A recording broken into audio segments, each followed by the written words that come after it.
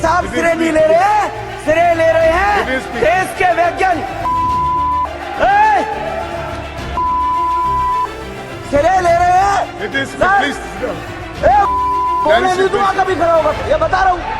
ये वीडियो तो आपको याद ही होगी जब 1.5 साल पहले बीजेपी के इस महानुभाव ने संसद की गरिमा और देश की सियासत की मर्यादा को तार तार कर दिया था, जिसके बाद से ये लगा कि बीजेपी उन्हें साइडलाइन कर देगी। और इस घटना के बाद से ऐसा भी नजर आया रमेश बिधूड़ी एक्टिव राजनीति से दूर हो गए।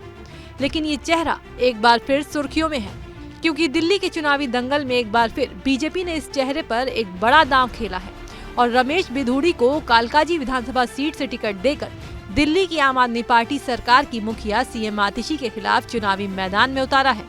टिकट मिलने के बाद रमेश बिधूड़ी ने अपना आतिशी सरकार पर आपदा वाला प्रहार कर कालकाजी के जंग का ऐलान भी कर दिया है।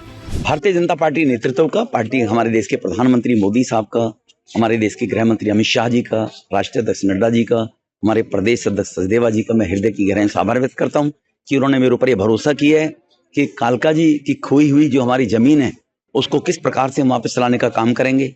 5 साल, पिछले 10 साल तो नार के जीवन केजरीवाल के चक्कर में पूरी दिल्ली भोग रही है इस आपदा के कारण, और ये आपदा झेली है 5 साल आतिशी मारलेना के रूप में भी कालकाजी वासियों ने। बिधूड़ी ने 10 साल की आप सरकार के कामकाज पर सवाल उठाए तो उनकी प्रतिद्वंदी और सीएम आतिशी ने भी करारा जवाब दिया, साथ ही बीजेपी को भी आड़े हाथों लिया। सुनिए रमेश बिधूड़ी को लेकर आतिशी ने क्या कहा। रमेश बिधूड़ी जी दक्षिणी दिल्ली से 10 साल सांसद रहे। उनकी अपनी पार्टी ने उन्हें इस लायक नहीं समझा कि उनके 10 साल के काम के आधार पर उनको फिर से सांसद का टिकट दे दें। अगर उनकी अपनी पार्टी ही उनके काम पे भरोसा नहीं करती है तो कालकाजी के लोग उनके काम पर कैसे भरोसा करेंगे। बता दें कि पेशे से वकील रमेश बिधूड़ी दक्षिणी दिल्ली से बीजेपी के वरिष्ठ नेता हैं, जो तुगलकाबाद विधानसभा सीट से 3 बार विधायक रहे हैं।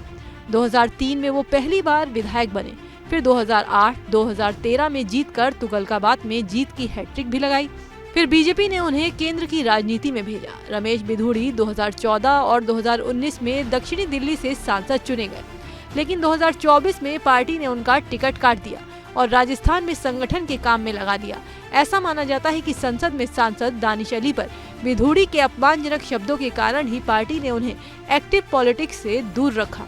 लेकिन करीब 1.5 साल बाद एक बार फिर पार्टी ने उन्हें दिल्ली के सियासी दंगल में उतारा है, जिनके सामने सीएम आतिशी के साथ साथ कांग्रेस की अलका लामा की चुनौती रहने वाली है। बहरहाल, आपको क्या लगता है, कालकाजी की जंग में आतिशी के खिलाफ रमेश बिधूड़ी के जीतने के कितने चांसेस हैं? ये हमें कमेंट करके बताएं और दिल्ली चुनाव से जुड़ी तमाम खबरों के लिए देखते रहिए एबीपी लाइव।